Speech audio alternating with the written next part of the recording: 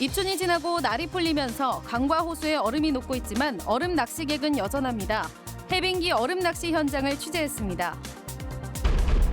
학령 인구 감소로 대학은 신입생 모집에 지자체는 소멸 위기에 놓였습니다. 지자체와 대학들이 상생 방안을 찾기 시작했습니다. 춘천 MBC가 보도한 신종 코로나 선별진료소 안내번호와 관련해 질병관리본부에서는 여전히 잘못된 전화번호를 제공하고 있어 혼선을 주고 있습니다. 조명래 환경부 장관의 화천 산천어 축제 비하 발언에 대해 강원도 의원들은 무책임한 발언이라며 환경부 장관의 공식 사과를 요구했습니다. 안녕하십니까. 반짝 한파가 지나고 오늘 낮에는 날씨가 덥다고 느껴질 만큼 기온이 올랐는데요. 그런데 아직 얼음 낚시를 즐기는 사람들이 적지 않습니다. 이런 시기에 단단한 줄 알고 얼음판에서 낚시를 하다가는 물에 빠져 봉변을 당할 수도 있습니다. 김상훈 기자가 현장 취재했습니다. 춘천시 서면 오월리의 북한강. 기온이 오르고 해가 들자 중간중간 얼음이 모두 녹았습니다. 그런데 그 옆으로 낚시객 30여 명이 위태롭게 빙어 낚시를 즐깁니다. 지자체에서 쳐놓은 출입금지 테이프는 뜯겨졌고 위험하다는 현수막에도 아랑곳하지 않습니다. 저쪽에 좀 앞에 좀 물이 녹으면 안 들어와요. 근데 오늘은 그냥 사람들이 많이 와 있어가지고 들어오신 거예요? 아직은 괜찮을 거예요. 얼음판에 설치된 텐트 주위로는 물이 고였고 낚시 구멍을 중심으로는 얼음에 금이 갑니다. 기온이 오르면서 이곳에서는 얼음이 깨지는 소리가 계속해서 들리는데요. 이곳엔 안전 요원도 없고 안전 장비를 갖춘 낚시객도 찾아보기가 어렵습니다. 춘천시 사북면의 또 다른 낚시터도 상황은 마찬가지. 낮 최고 기온이 13도를 넘어섰고 겉으로 보기에도 얼음이 녹고 있습니다.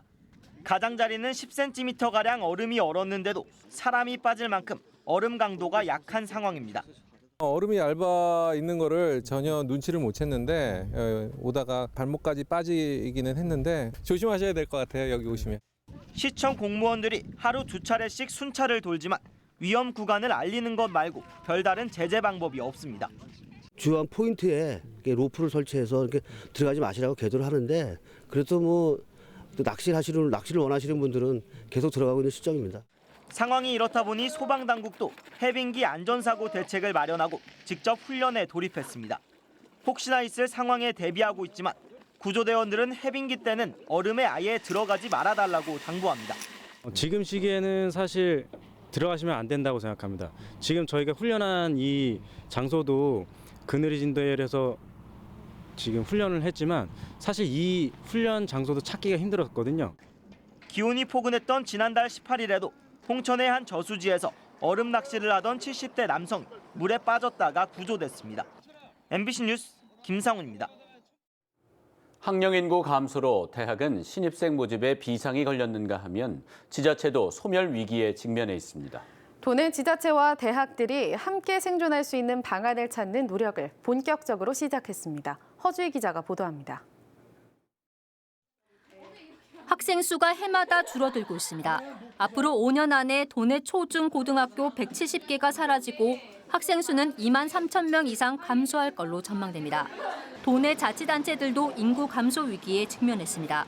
강원도는 이미 소멸 위험 주의 단계에 포함됐고 12개 시군은 소멸 위험 진입 단계에 들어갔습니다.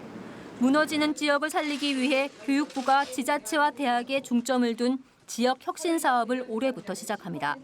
지역대학과 지자체가 컨소시엄을 꾸려 지역 교육과 연구 취업 혁신 방안을 짜면 정부가 지원하는 사업입니다. 책정된 예산은 1,080억 원. 우선 3개 시범 지역을 선정할 예정이어서 경쟁이 상당히 치열할 걸로 전망됩니다. 강원도도 공모 절차 준비에 들어갔습니다. 도내 18개 대학과 시군 관계자가 처음으로 모여 공모 사업 선정을 위한 협력 방안을 찾았습니다.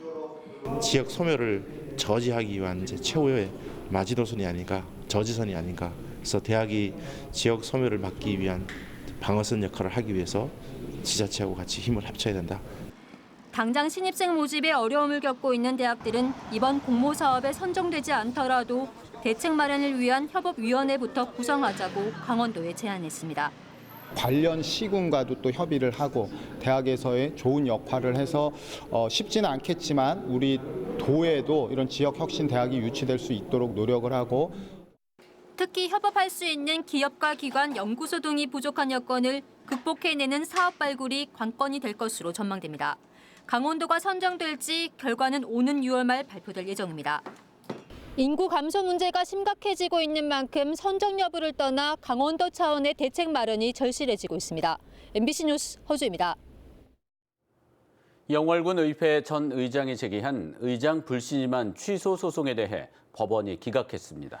영월군 의회가 각종 비위 사실을 들며 제시했던 당시 군 의장의 불신임 사유는 법적인 정당성을 갖게 됐습니다. 황구선 기자입니다. 지난해 11월 영월군 의회가 당시 윤길로 의장 불신임안을 통과시킵니다.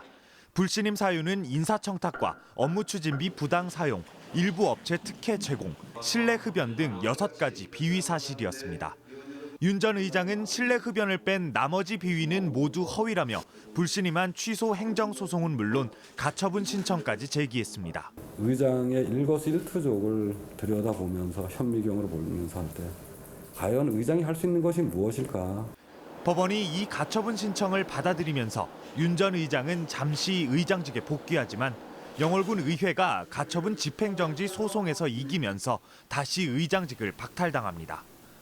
윤 전 의장이 항소했지만 법원은 1심 가처분 집행정지 판단은 정당했다며 받아들이지 않았습니다. 지루한 법리 다툼 끝에 열린 불신임안 취소 본안 소송에서도 법원은 영월군 의회의 손을 들어줬습니다. 그리고 그동안 또 영월군 의회를 잘 이끌지 못했다는 점에서 판단을 받아본 거기 때문에 윤길로 전 의장도 영월군 의회가 안정적으로 갈 수 있게끔. 윤 전 의장은 취재진과의 연락을 끊고 어떠한 입장도 밝히지 않았습니다. 법원이 윤 전 의장이 낸 소송을 기각하면서 영월군 의회 내부의 법적 공방도 일단락됐습니다. MBC 뉴스 황구선입니다.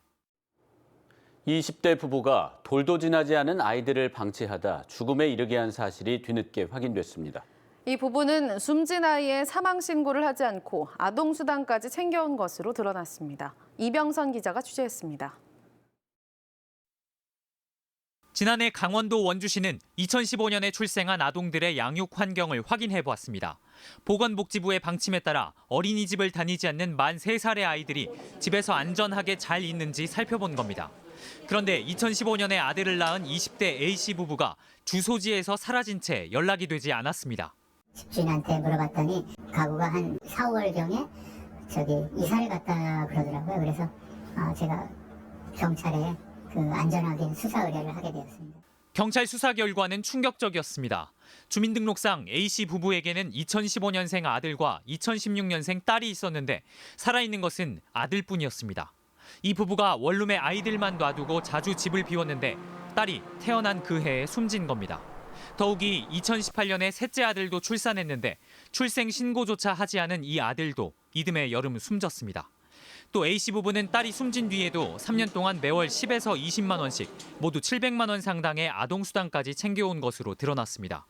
원주경찰서는 A씨 부부를 아동학대 치사 등의 혐의로 구속하고 A씨 친인척 묘지 근처에서 아이들의 시신을 찾아냈습니다. 경찰은 숨진 영아들의 사인을 밝히는 한편 살아남은 아이에 대한 학대 혐의도 추가로 조사할 예정입니다. MBC 뉴스 이병선입니다.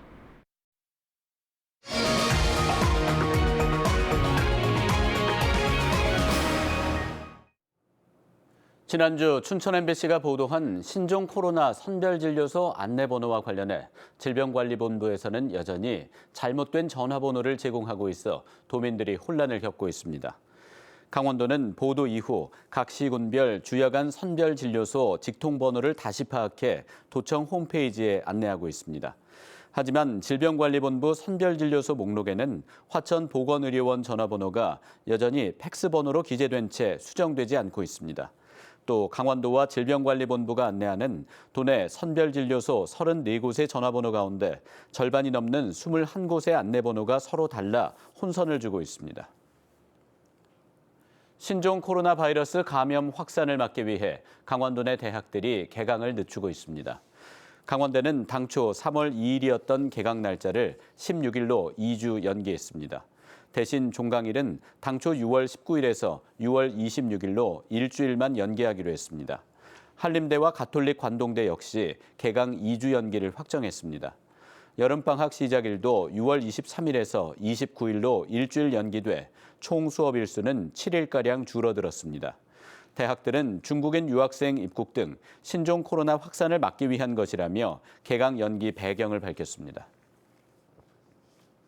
평창 동계올림픽의 평화유산을 계승하기 위한 2020 평창 평화포럼이 오늘 폐막했습니다. 올해 2회를 맞은 이번 포럼에서 참가자들은 각국 정부와 국제기구, 세계 시민사회 모두가 한국전쟁 종전선언 등 한반도 평화체계를 위한 구체적이고 실질적 행동에 동참하기를 촉구하는 결의안을 채택했습니다. 특히 세계 유일의 분단도인 강원도는 남북 간 평화가 접경지역 주민 생존권과도 연결된 만큼 한반도 신경제 개발 계획과 DMZ의 국제 평화지대 조성 등 평화 실천 방안을 집중적으로 다뤘다고 밝혔습니다. 조명래 환경부 장관의 화천 산천어 축제 비하 발언의 파장이 계속 커지고 있습니다. 강원도의회는 오늘 본회의장에서 열린 임시회 개회식이 끝난 뒤 환경부 장관의 무책임한 발언에 대해 정부가 입장과 책임을 명확히 밝히고 환경부 장관은 공식 사과라고 요구했습니다. 조명래 장관은 지난 6일 기자간담회에서 산천어 축제에 대해 생명을 담보로 한 인간 중심의 향연이고 이런 축제가 계속돼야 하냐고 말한 사실이 알려져 지역 주민들의 공분을 사고 있습니다. 제287회 강원도의회 임시회가 오늘 1차 본회의를 시작으로 오는 20일까지 열흘간 회기에 들어갔습니다. 이번 회기에는 상임위원회별로 강원도 각 실국의 업무 보고를 받고 고령 친화 사업 육성 조례안 등 36건의 안건을 심의 의결합니다. 또 송전선로 대책특별위원회 명칭 변경안과 강원연구원장에 대한 인사청문 특별위원회도 구성하게 됩니다.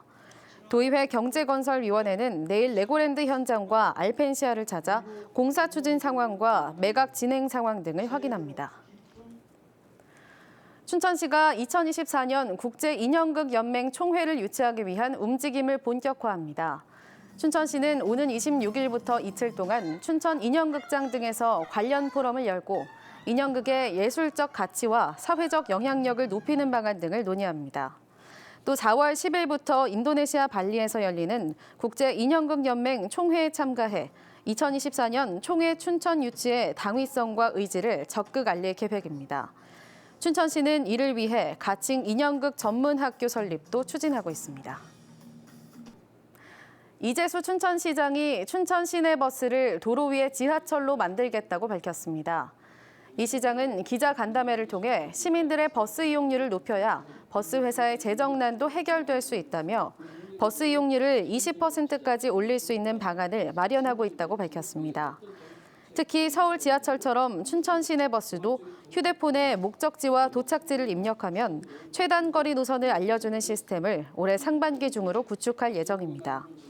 또 한승정류장에 각종 주민 편의시설도 갖출 계획입니다. 강원도교육청은 고교학점제 정착을 위해 다양한 지원 방안을 마련했다고 밝혔습니다. 우선 오늘부터 20일까지 20개 고교학점제 연구선도학교 교원을 대상으로 학교별 찾아가는 설명회를 엽니다. 또 학생의 과목 선택권을 보장할 수 있도록 춘천과 원주 등 6개 교육지원청에 고등학교 교육과정 담당 장학사를 추가 배정합니다. 도교육청은 올해 3개 마이스터고에 고교학점제를 도입하고 2022년부터는 모든 고등학교에 전면 시행합니다. 홍천군은 만성질환 예방과 걷기 운동 활성화를 위해 올해도 모바일 헬스케어 프로그램을 운영한다고 밝혔습니다. 이에 따라 홍천군은 이달 중에 홍천 군민을 대상으로 모바일 헬스케어 참여자를 모집한 뒤 혈압과 혈당 등 각종 신체 활동 서비스를 제공할 계획입니다. 이상으로 뉴스데스크 강원을 마칩니다. 시청해주셔서 고맙습니다.